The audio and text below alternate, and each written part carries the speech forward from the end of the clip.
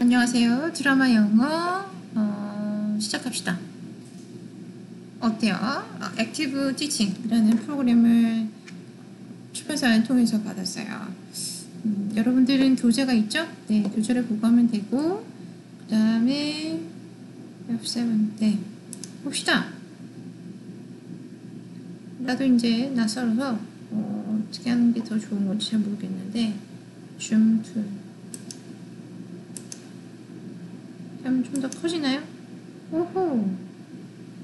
이게 반응이 좀 느리긴 한데 괜찮네요. 한 번만 더 클릭해 봅시다. 한 번 눌렀는데 이 정도인가?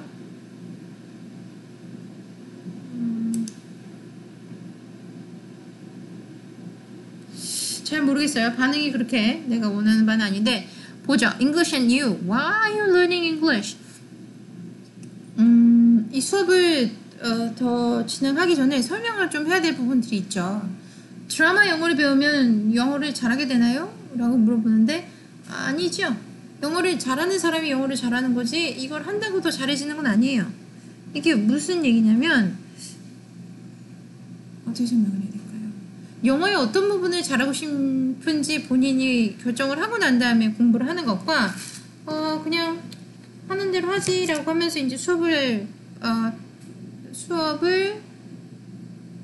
받아들이는 태도에서 분명히 차이가 나요. 결과가 차이가 납니다. 그런 실험도 진행을 했다고 하죠. 이제 호텔에서 그 침구랑 그 청소를 도와주시는 분들이 있잖아요. 그분들은 분명히 노동을 하시죠. 몸을 움직이는 일을 하는 거죠. 청소를 하고 이제 침구 정리를 하는 일들을 하는데 분명히 몸을 쓰죠. 근데 몸을 쓰는 행동을 하루 종일 하는데 여러분들이 헬스장에서 운동을 하는 사람들과는 체격이 다르죠. 왜 그럴까요? 그래서 이제 실험을 진행했다고 해요. 실험을 진행해서 본인들이 침구 정리를 하는데 드는 칼로리 그리고 수건을 정리를 하고 화장실 청소를 하고 청소기를 돌리고 이런 것들을 하는 행위에 관한 칼로리 소모 그리고 어떤 행동이 몸의 어떤 근육을 강화시켜 주는지 그런 거에 대해서 교육을 하고 난 다음에 본인들이 인지하고 있는 상태에서 노동을 하는 것과 그 다음에 인지를 하지 못하는 상황에 내가 하는 행동이 그냥 일이다. 난 지금 일하고 있는 거야. 일하고 돈 받는 거야. 라고 하는 상황에서 하는 일의 노동의 그 강도가 다르지 않죠. 그런데 인지하고 하는 것과 인지를 하지 않고 그냥 평소처럼 일을 하는 후에 근육의 생성이 달랐다고 해요. 그러니까 일을 더 한 게 아니에요. 일을 더 한 것도 아니고 덜 한 것도 아닌데 내가 알고 하는 행동과 내가 모르고 그냥 계단 올라가니까 계단 올라오는 거고 여러분들 안양대학교를 언덕 올라오려면 그냥 언덕 올라오는 거고 근데 언덕 올라갈 때 내가 근육에 어느 근육을 쓰고 어느 근육이 강화가 되고 수축이 되는지를 인지하고 하는 행동이 몸의 변화를 가져온다는 얘기죠. 이해했어요? 그럼 여러분들이 이 수업을 들을 때 본인이 어떤 근육을 강화시키고 어떤 근육을 움직이고 있는지를 인지를 하고 하는 것과는 안 하는 사람과는 차이가 있겠죠. 이해되십니까? 그죠? 네. 그럼 어떻게 하면 좋을까요? 내가 어떤 근육을 지금 쓰고 있는지를 설명을 하고 그렇게 진행을 하면 훨씬 더 편하겠죠. 우선 책을 다 갖고 있으리라 봅니다. English and You. 자, 이 수업은 여러분들이 생각하고 있는 영어 실력을 늘리는 수업은 아니죠. 영어분들이 얼마나 영어를 알고 있는지 테스트를 해서 학점을 따는 도구로 쓰이는 수업이에요. 여러분들이 학점을 가져갈 수 있는 도구예요. 도구. 그렇다면 이 도구는 어떻게 사용하면 좋을까요? 학점을 따려면 시험을 봐야 되죠. 시험을 보려면 수업을 들어야 해요. 하지만 수업을 듣는데 집중력이 올라가지 않아요. 왜? 지금 하는 수업이 시험에 얼마나 깊이 관련되어 있는지 여러분들은 느끼죠. 별거 아닐 것 같은데 나중에 시험 기간이 다가오고 시험 범위가 확정이 되면 그때 공부하지라고 미뤄둡니다. 특히 온라인은 더 그렇죠. 미뤄둬요. 미뤄두면 시험 기간이 아니라면 집중을 하기가 힘들죠. 근데 이제 그거는 어떻게 설명을 해야 될까요? 착각을 하는 것 중에 하나예요. 그러니까 평소에 운동을 안 하다가 그러면 평소에 운동을 안 하면 운동을 안 했으니까 몸을 쉬었으니까 다음에 힘이 더 모아지겠잖아요 착각을 하는데 오늘 안 쓴 에너지가 내일 뭐에서 쓰여지나요? 분명히 쌓인 피로는 풀어놓지 않으면 다음날까지 영향을 끼치기는 합니다. 그거는 이해하겠어요, 저도. 하지만 오늘 내가 집중을 안 했다고 해서 내일 집중이 더 잘 되나요? 내가 오늘 머리를 쓰는 일을 안 했으면 내가 좀 쉬었어. 머리를 좀 쉬었어. 그럼 내일 머리 쓰는 일이 더 잘 되나요? 오늘 안 달렸어요. 그럼 내일 더 잘 달릴 수 있나요? 아니죠. 희한하게 오늘 조금 달려놔야 내일 조금 더 잘 달릴 수 있죠. 그래서 이 공부를 한다는 그 근육이 여러분들이 뇌를 쓰는 일인데 뇌도 뭐랑 관련이 있죠? 근육이죠. 여러분들이 근육이 뇌랑 관련이 돼 있다고 인지를 하십니까? 여러분들 팔다리 움직이는 게 여러분들 머리가 있어야 되는 거라고 인지를 하고 있죠. 그렇다면 실제로 여러분들이 생각하는 힘이라는 것이 연습을 하면 더 는다는 게 이해가 가십니까? 그래요. 그렇다면 뭐 여지껏 이제 여러분들이 이제 동의하는 입장이라면 다음 스텝은 조금 더 쉬울 수 있습니다. 이 수업은 시험을 봤을 때 좋은 성적을 내기 위해서 지금 수업을 듣고 있죠. 그러면 시험이란 게 어떤 겁니까? 여러분들이 창의력을 시험하는 게 아니죠. 여러분들의 기억력을 시험하지도 않아요. 분명히 기억력을 시험하는 시험은 존재합니다. 하지만 우리가 하는 이 드라마 잉글리시는 기억력을 시험하지 않아요. 여러분들 스펠링 테스트 보지 않습니다.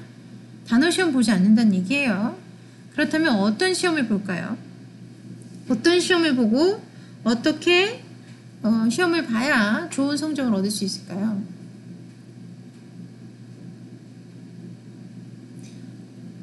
창의력이 아니잖아요. 그죠? 남들보다 더 잘해야 된다고요? 그거 맞죠?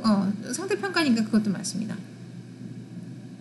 더 중요한 건 뭐예요? 남들이 하는 실수를 본인이 안 하면 됩니다. 무슨 얘기냐면 누구라도 할 수 있는 실수를 안 하면 기본은 간다는 거죠. 누구라도 할 수 있는 실수는 뭐가 있지요? 출석을 안 하는 실수가 있고요. 과제를 시간 안에 제출 안 하는 실수가 있습니다. 그죠? 우선 그것만 안 해도 반은 왔어요. 그리고 시험은 어떻게 보면 됩니까? 한 문장으로 대답해야 될 때 그 한 문장이 누구보다 더 아름다운 문장이어야 되는가? 그 질문을 할 수 있지만 그것이 아니라 그 한 문장을 대답할 때 누구라도 할 수 있는 그 부분을 우선 제거하면 돼요. Why are you learning English? 라는 질문을 받았을 때 비즈니스인지, my study인지, for travel인지, to get to know people인지 해서 고민한다기보다 여러분은 대답했을 때 첫 문장이 대문자여야 합니다. 문장의 첫 글자가 대문자로 시작해야 해요. 그리고 나는 잉글리시를 배워라고 할 때 그 잉글리시는 대문자로 시작해야 하죠. 고유명사니까요. 그죠? 그게 남들이 하는 실수를 안 하는 방법이에요. for business인지, for my study인지, for travel인지는 중요하지 않았어요. 진짜 중요한 시험의 목적은 여러분들이 문장을 옳은 방법, 그러니까 정확한 표현으로 실수하지 않고 문법에 오류가 없이 답할 수 있냐를 물어보는 거지. 여러분들이 20대 후반에 자기 사업을 하는 사람이 돼서 뭐 세계 10대 업의 기업을 만드는 그런 대단한 사람이 될 거예요 라는 엄청난 꿈을 적으라는 게 아니에요. 그냥 포멀 비즈니스인지 포멀 스터디인지 결정을 최대한 빨리 하고, 그게 진실인지 아닌지는 별로 중요하지가 않아요. 그게 여러분들이 시험을 봤을 때 고민하고 소비하는 시간 중에 하나가 되겠죠.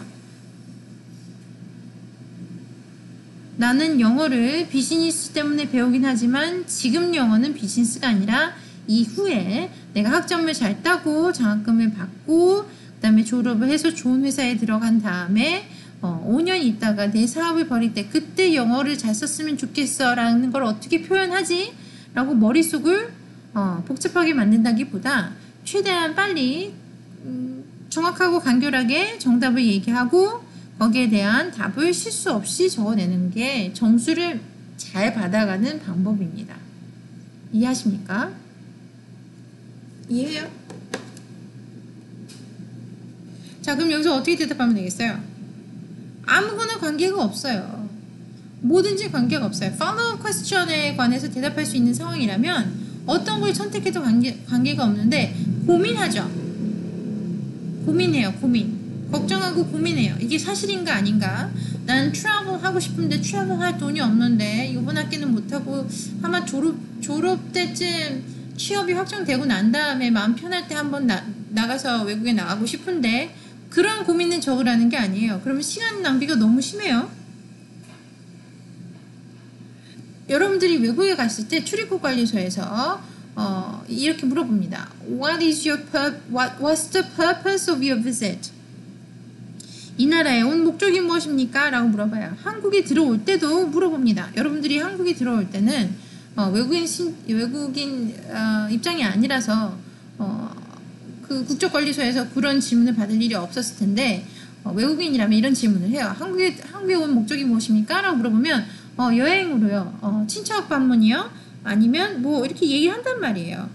공부하러요. 자, 공부하러요. 그러면 상대방이 뭘 물어보겠어요? 학생 비자 있나요? 라고 확인하겠죠. 놀러요? 그러면 허니데이 비자, 또는 그냥 놀러 오는 사람들은 뭐 3개월 안에 다시 이 나라를 나가면 관계가 없어요. 이렇게 알고 있다던가, 나가는 비행기표 왕복으로 끊으셨나요? 라고 확인을 하겠죠.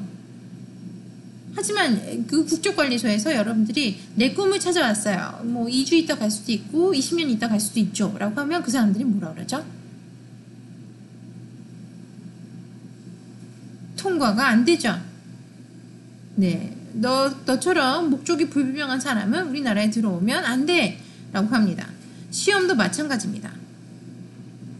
여러분들의 꿈을 얘기하는 게 아니라 시험을 볼 때는 정확하고 명확하게 목적에 맞게 간결하게 하면 되는 것이지, 지금 이 질문을 물어보는 이 질문과 영혼의 동반자가 될 필요가 없어요. 여러분들의 영혼을 쏟아낼 필요가 없어요. 최대한 간결하고 정확하게 표현하면 됩니다. 채점하는 사람이 알아보기 쉽게 하면 돼요.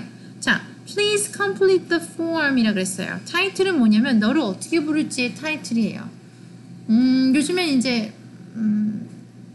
뭐 한국에는까지는 아직 그런 그 영향이 들어오진 않았는데 나를 미스라고 부르는지 미스터로 부르는지 나를 판정 짓지 마 라고 하는데, 그거는 나중 얘기고요. 국적관리소에서는 이런 거 아예 얄짤 없어요. 그냥 미스터, 남자면 미스터고요, 여자면 미세스, 미스, 미스입니다. 그 셋 중에 하나 고르는 거죠. 미세스는 나는 내 남편이 성이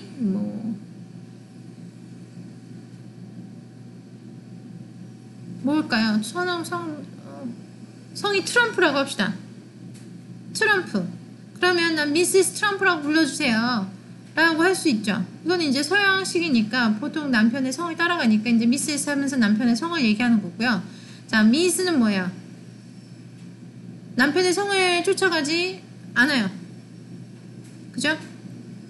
그리고 나이가 아가씨라고 불릴 나이는 아니에요. 하지만 미시스라고 불리는 게 싫어요. 미스라고 부르세요. 내가 결혼을 했는지 안 했는지 네가 알 바가 아니니까 그냥 미스라고 부르세요. 또는 미스. 나는 미스라고 불렸으면 좋겠어요. 그러니까 불리고 싶은 사람이 선택하는 거예요. 그러니까 상대방이 나를 보고 아가씨로 불러야 되는 거 아니야? 라고 결정해서 불러주는 게 아니라 내가 아가씨로 불러주세요 라고 하면 아가씨로 부르는 거죠. 그렇게 결정을 해요. 자, 유학생들은 그렇게 결정을 하면 되고요. 자, last name, family name은 뭡니까? 가족의 이름이죠. 그리고 마지막에 부르는 이름이에요. 당연히 여러분들은 한국에서 마지막에 부르지 않고 처음으로 부르는 이름입니다. 그래서 자꾸 헷갈리죠. last name과 family name은 같아요. 무슨 이름이죠? 성이에요, 성. first name 또는 given name은 뭐예요? 이름이죠. given. 누가 줬다고요. 너한테 줬어요. 그러면 성도 준 거 아닌가요? 라고 하는데 맞아요. 따지고 들자면 성도 준 게 맞죠. 성도 누구한테 받은 거잖아요. 우리 가족한테 받은 이름이죠. 근데 그렇게 따지고 들자면 계속 헷갈리니까 given name. 너가 태어났을 때 네가 받은 이름이야 라고 하면 되겠어요. 자, nationality 뭐예요? 여러분들 국적입니다. occupation 뭐죠? 직업이에요. 저는 직업이 없는데요 라고 하는데 직업 student라고 하면 돼요. Did you know? 라고 했습니다. There are 2 billion English speakers around the world. Fewer than 20% are native speakers of English. 2 billion이라는 사람인데 그 중에 20%만 native speaker라고 해요. 무슨 얘기예요? 2 billion 중에 80%는 영어를 제2 외국어 또는 제3 외국어로 쓴다는 얘기죠. 근데 이거를 유럽이나 이런 데 가면 너무 확실하게 알 수 있어요. 그냥 기본이에요. 영어는 기본으로 그냥 해. 2, 3개국어는 기본이에요. 근데 이게 여러분들 이상하게 생각하는데 이상하게 생각할 수밖에 없죠. 여러분들이 주위에 모두 3, 4개국어를 쓰는 사람이 있다고 하면 여러분도 당연히 그냥 3, 4개국어를 쓸 거예요. 엄마 아빠가 집에서 영어랑 중국어를 번갈아 가면서 써요. 그럼 여러분들도 그냥 영어랑 중국어 번갈아 가면서 쓸 거예요. 이 문법이 어떻게 되고 시제가 어떻고 왜 명사에 성별이 붙고 이 짓을 안 해요. 그냥 그렇구나 하고 쓸 겁니다. 이게 특별하지 않으면 당연한 거라면 전혀 이상하지 않고 어렵지 않아요. 근데 이제 영어를 배우는 것이나 아니면 제2 외국어, 제3 외국어를 배우는 것이 특별한 일이 된다면 특별하니까 어렵죠. 그죠? 특별하면 어려워요. 특별해서 좋은 게 아니라 특별하면 더 다가가기 힘들죠. 자, 클래스 회의 봅시다. How many students in your class are studying English for business, travels, for their study to get to know people? 자, 드라마 잉글리시라면 그냥 학점 때문이겠죠? 그렇게 고민할 거 없어요. 그냥 그러려니 하면 됩니다. 자, 포토 스토리 한번 볼까요?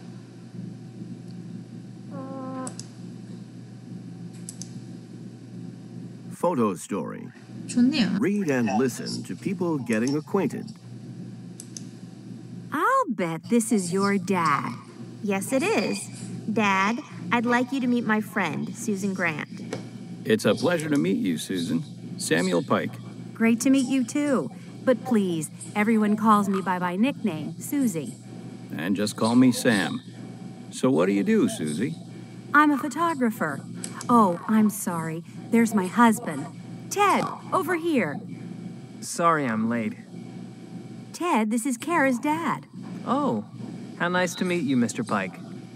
Likewise, but please call me Sam.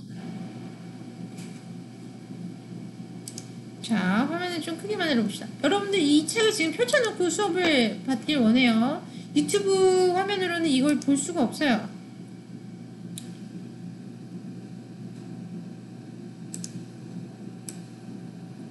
이것이 낫네요. 이렇게 할 걸 그랬어요. 자, photo story죠. Read and listen to the people getting acquainted. Acquainted는 getting to know. 소개받고 서로 알게 되는, 소위 말하는 여러분들이 얘기하는 지인의 수준에 가는 겁니다. 타인, 모르는 사람, 나와 다른 사람. 이 아니라 지인, 아는 사람이 되는 상황이죠. 수준 얘기하죠. 여기 화면 보고 있어요? 자, I will bet this is your dad.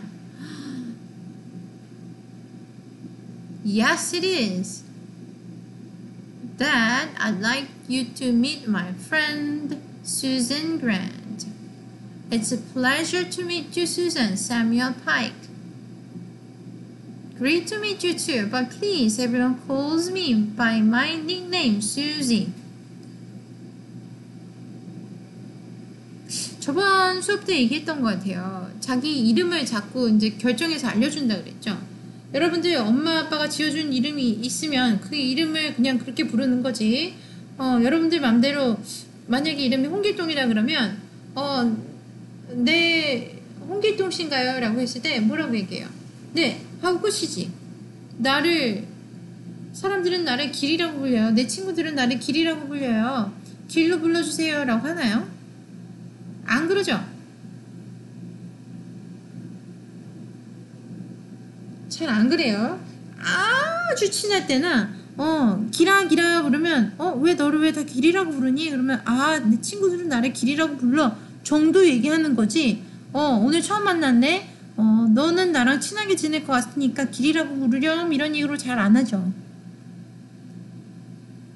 이해하십니까? 근데 이제 외국에는 이게 더 훨씬 더 자주 있는 일이에요. 나이에 관계가 없이. 그리고 그 사람의 친분을 확인하기 위해서 상대방에게 물어보기도 합니다. 지금 여기서는 수잔이 뭐라 그랬어요? 수잔이라고 안 그래도 돼요. 나를 수지라고 불러주세요 라고 했어요.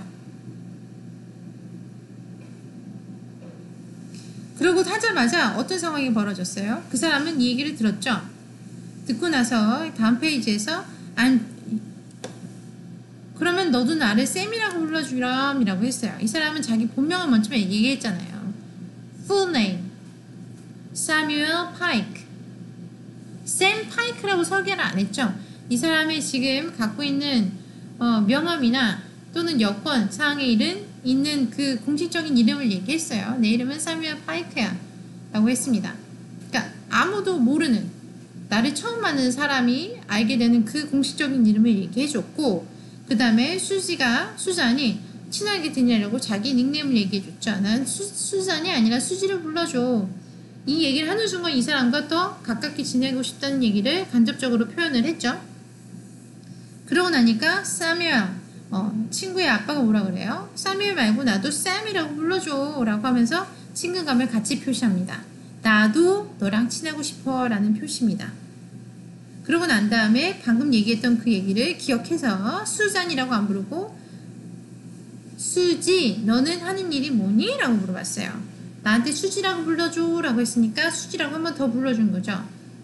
이해했어요? 이 에티켓이?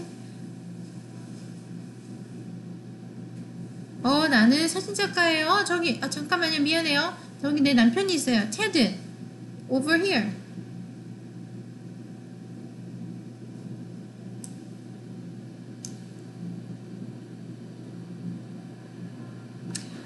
미안해요. 내가 늦었네요. 테드 This is Kara's dad. 카라 아빠예요 라고 이제 관계를 먼저 설명하죠. This is Samuel Pike라고 했으면 Samuel Pike가 누군데 라고 할 거 아닙니까? 그러니까 자기 남편에게 내 친구 카라 아빠야 라니까 카라는 아는 사람이겠죠. 카라 아버지셔. 안녕하세요 하니까 뭐라 그래요? How nice to meet you, Mr. Pike라고 물어보죠. 왜냐면 카라의 성이 파이크라는 걸 아니까. 이름을 아직 소개 못 받았어요. 미스터 파이크라고 물어보니까 나도 반가워 하지만 샘으로 불러주렴 이라고 해서 친근감을 표시했습니다. 이해하십니까? 미묘하죠? 미묘한데 아주 중요한 부분들이 많이 포함이 되어 있어요. 중요한 점이 하나가 처음에 뭐였죠?